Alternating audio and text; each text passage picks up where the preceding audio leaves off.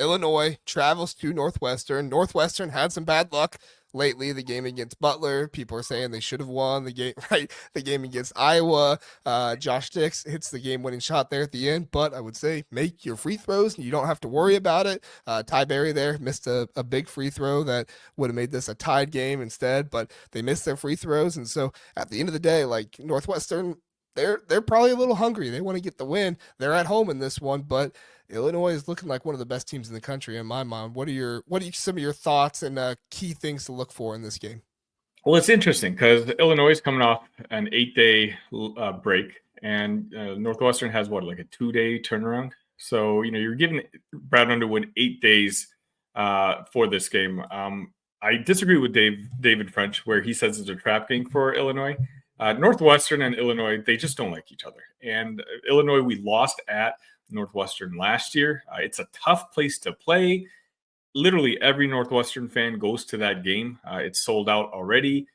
It's going to be a tough environment. I do think that the key for Northwestern and the key for every Big Ten team, basically, who plays Illinois, and those of you who watch me on Locked On Illini, you know what I'm about to say is, can you get to 80 points? Because I think Illinois can sleepwalk to 80. Now, Northwestern is actually one of the teams that I can see getting to 80. They got Barnhizer, Martinelli, 2 20-point scores. How many teams in the country can say that they have 2 20-point scores on their team? I'm very curious on our team. I heard that the other day. I think they're the only team in the country. I tried to look it up. I'm pretty sure they're the only team in the country. Which is wild. Yeah. I mean, you're talking about, again, offensively, I'm not worried for the Illini, but I'm very curious defensively who we match up with who. We have Kylan, who we usually use as our lockdown guy against the opposing point guard. Do we let him play a bigger Barnhizer and try to minimize him? Do we go against Leach? Then do we set Trey White against the other guy? It's one of those where Northwestern has 3 really good scores, 2 fantastic scores, and Leach himself is a threat as well. If you shut one of them down, one of the 3, I don't know if the rest of the team can make up the difference to get to 80, which, again, I think Illinois sleepwalks to. Yeah, I think in this game, you're going to see Illinois pound the paint more than you have this season. I just don't think Nicholson is right this season for whatever reason. Now, he had a really tough guard last game in Owen Freeman. Owen Freeman's pretty athletic, and he's able to play off the perimeter and then go inside, and that was a real detriment for Nicholson. But at the end of the day, he just doesn't look like the same player that he's been the past few years on the offensive end. He's not doing as well. I think not having Boo, there is definitely an adjustment for this team, but it's still a little bit more difficult for him. I could see Illinois just trying to get to the basket way more in this game. Illinois is averaging over 30 points per game and points in the paint, which is good, but they're averaging 36% of their points in the paint, which is really low in college basketball, because they can hit shots from so many different spots. They can score all around the court. They don't have to go down in the paint. But in this one, if I'm Brad Underwood, I'm using this game's opportunity to get into the paint, assert our dominance early, and really try to beat down this Northwestern team and not let them come back, because you don't want to get the crowd into this one. Yeah, you're exactly right.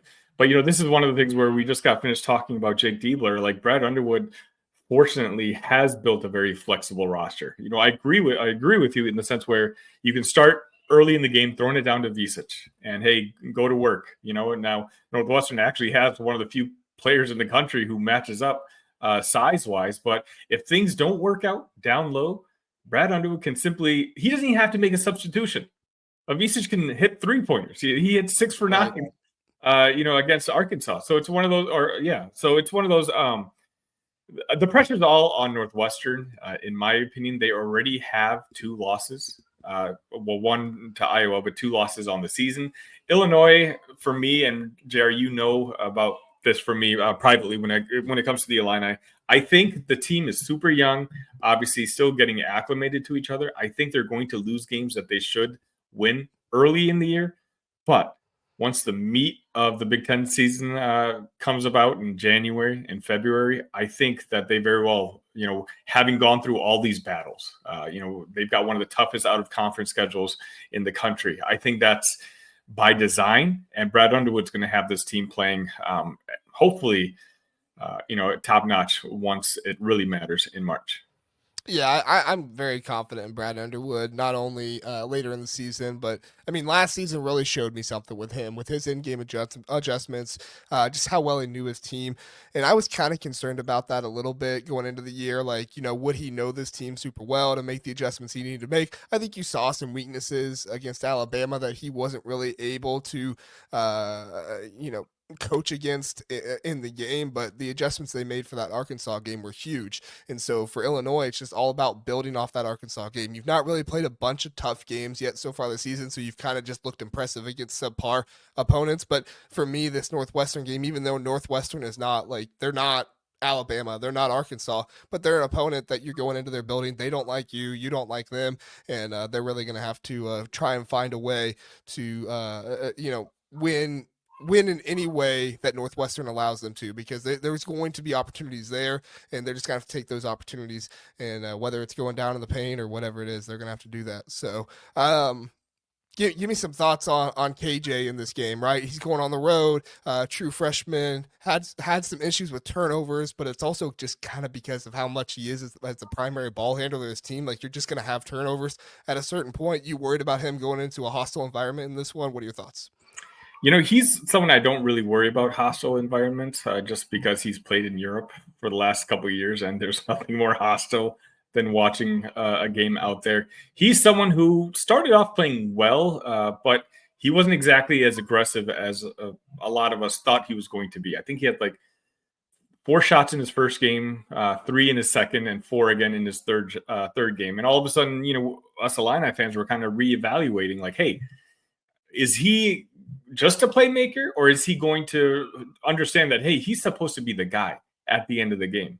And you saw that against Arkansas.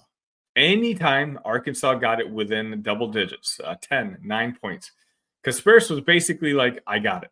Don't worry about it. He would make a play. He finished with his best game as a collegiate player. I think, I'm not too worried about him. I don't know who Northwestern's going to honestly put up against KJ. I think KJ might be able to get double-digit free throws, which is a trait that's very underrated. It's something that was so integral to the team last year because Terrence Shannon Jr. was so good at it, and the fact that we're kind of able to duplicate that again this year with Kasparis. Again, it's just cheap, easy, efficient points, and I'm not too worried about Kasparis. The guy I have my eye on, and again, the Locked On listeners know this, is Will Riley. I think what we're missing, we've seen how good Will Riley can be.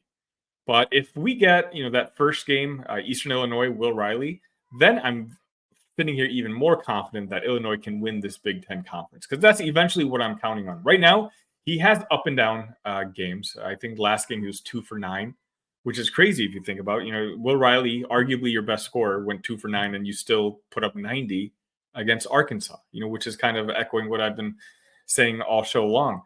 Will Riley, I think, to me, early in the schedules, I'm just looking for him to not make the shots that he's taking tougher than they need to be, because he's a fantastic scorer. I think he's still the leading scorer on our team, if last time I checked, coming off the bench, not playing as many minutes as some of the other guys.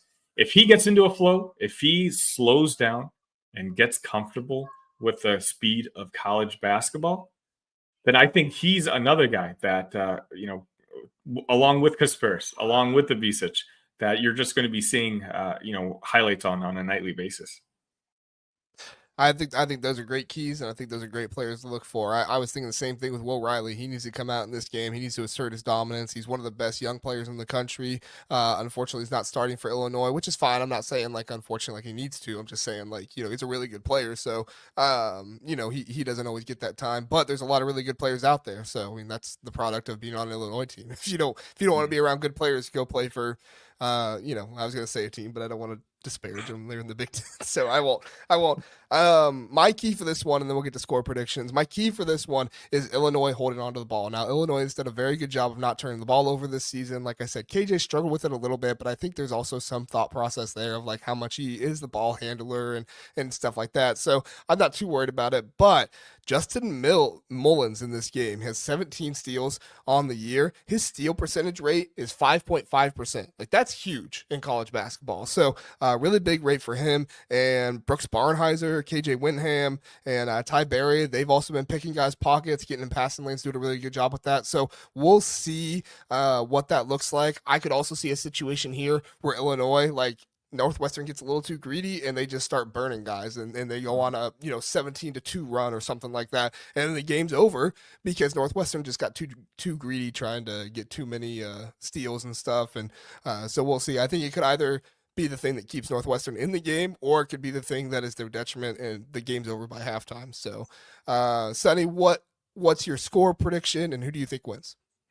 I mean, I do think Illinois wins this game, but I'm being very upfront that I would not be shocked or surprised if Northwestern pulls it off. They're just, I think, hungrier right now. Northwestern, especially with that last minute loss to Iowa, I think they're a very angry basketball team, and I'll never admit this to Kent's face, but Chris Collins is a very good basketball coach, and so I know he's going to have the team ready. But I do think Illinois prevails. I'll go with the final score of 84-75.